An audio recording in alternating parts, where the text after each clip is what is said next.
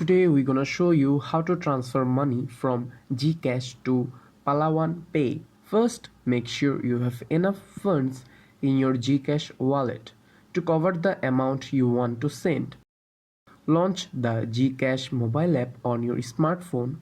If you don't have it, you can download it from your device's app store and set up an account. Log in into your Gcash account. If you are not already logged in, you will need to provide your mobile number and MPIN. In the Gcash home screen, you can see transfer.